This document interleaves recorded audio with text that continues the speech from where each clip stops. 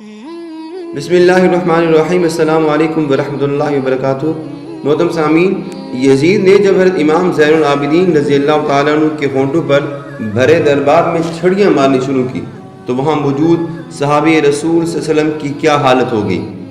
کربلا کا جو معرکہ ہے وہ حق و باطل کی لمبی داستان ہے، جس نے قیامت تک آنے والی انسانیت پر اپنے گہرے نقوش چھوڑے ہیں۔ خانواد رسول صلی اللہ علیہ وسلم نے اپنے لہو سے دین کی آبیاری کرتے ہوئے اس کی حفاظت فرمائی۔ کربلا کا واقعہ الم، دکھ، مصیبت اور مصائب کی وہ داستان ہے جو جگر کو چھلنی کر دیتی ہے، مگر کربلا کا معرکہ حق و باطل اور شہادت امام حسین کے بعد خاندان نبی اکرم صلی اللہ علیہ وسلم پر جو مصائب اور آلام آئے وہ کچھ کم نہ تھے۔ حضرت امام حسین رضی اللہ تعالیٰ عنہ کی بہن اور ان کی شہادت کے بعد قافلہ حق کی رہبر حضرت زینب کی قیادت میں جب یہ لٹا پٹا خاندان یزید کے دربار میں پہنچا تو وہاں ایک عجیب ہی منظر تھا۔ جاہ حشمت کے خداؤں کی ٹانگیں کانپ رہی تھیں، چہرے پر خوف اور شرمندگی کے سائے لہرا رہے تھے۔ یزید خود اندر سے خوف زدہ اور ڈرا ہوا تھا۔ تاریخ کی کتابوں میں ذکر ملتا ہے کہ یزید نے جب اپنی حالت اور اپنے درباریوں کا حال محسوس کیا تو اس نے اسے رفع کرنے کے لیے قیدیوں کی تعزیت اور ہمدردی کا اظہار کیا۔ معروف عالم دین علامہ ثاقب رضا مصطفی نے ایک اجتماع سے خطاب کرتے ہوئے یزید کے دربار میں قافلہ حسینی کی موجودگی میں پیش آنے والے چند حالات و واقعات کا ذکر کرتے ہوئے وہ کہتے ہیں کہ یزید نے قافلہ حسینی کے سامنے پہلے تو دکھ کا اظہار کیا اور اسی کو بنیاد بنا کر بعض لوگ یزید کی بربریت کا اعلان بھی کرتے ہیں۔ علامہ ثاقب کا کہنا تھا کہ شاید اسی موقع کے لیے کسی نے کیا خوب کہا تھا کہ قاتل کی پیشمانی مقتول کی اہمیت کو تو بڑھا سکتی ہے مگر اس کے دامن سے قتل کے داغ کو نہیں دھو سکتی۔ ان کا کہنا تھا کہ یہ یزید کے ایسے بہانے تھے جو وہ خود بنا رہا تھا۔ بعد میں اس نے حضرت امام زین العابدین کے دندان مبارک پر چھڑی مارنا شروع کر دی تو وہاں موجود صحابی حضرت ابو برزرہ اسلمی جو کہ صحابی رسول تھے وہاں موجود تھے اور اٹھ کر کھڑے ہو گئے۔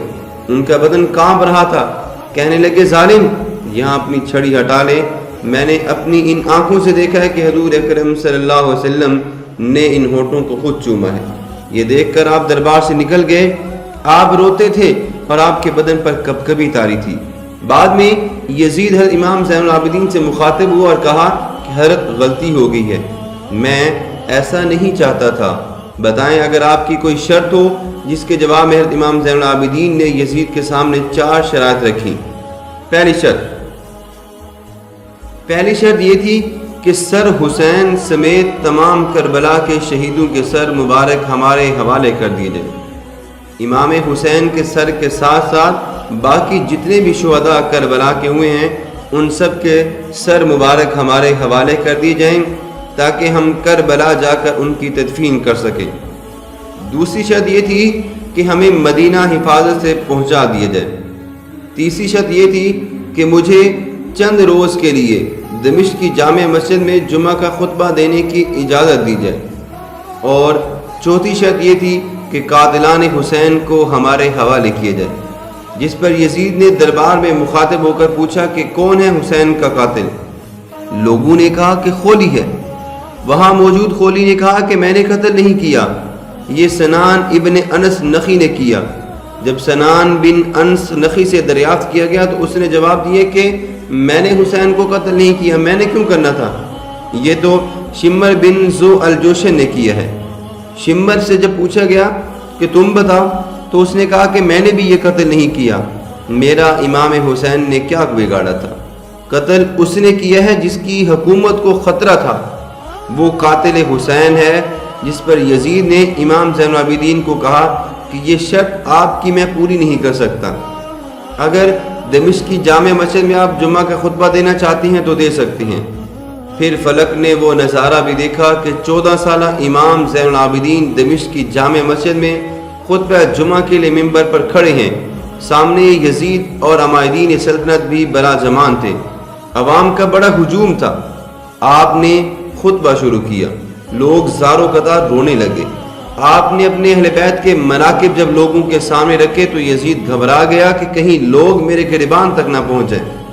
اس نے مؤذن کو اشارہ کیا کہ جلدی سے اذان دی جائے۔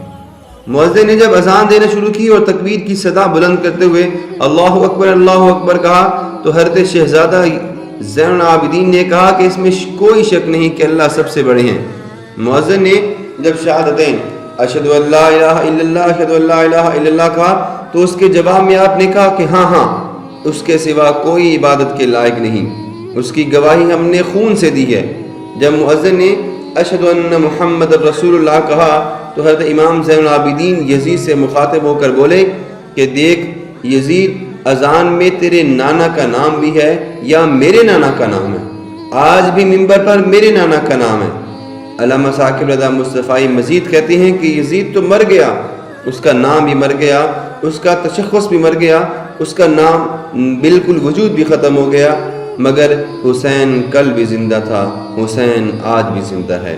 حسین کربلا کے تپتے ہوئے ریگزار میں زندہ تھا، کوفے کے بازار میں زندہ تھا، دمشق کی جامع مسجد میں زندہ تھا، مدینہ میں زندہ تھا، مکہ میں زندہ تھا، کاہل میں، کندھار میں، قلعہ جھنگی میں اور موصل میں، بغداد میں، غزہ کی پٹی فلسطین میں بھی زندہ تھا۔ آج حسین کی زندگی اور حق پن دنیا کو بتا رہا ہے کہ انسان اگر نافرمان ہو جائے تو رب تعالیٰ پھر اس کو معاف نہیں کرتا۔ زمانہ بتائے گا کہ حسین کل بھی زندہ تھا، زمانہ بتائے گا کہ حسین آج بھی زندہ ہے۔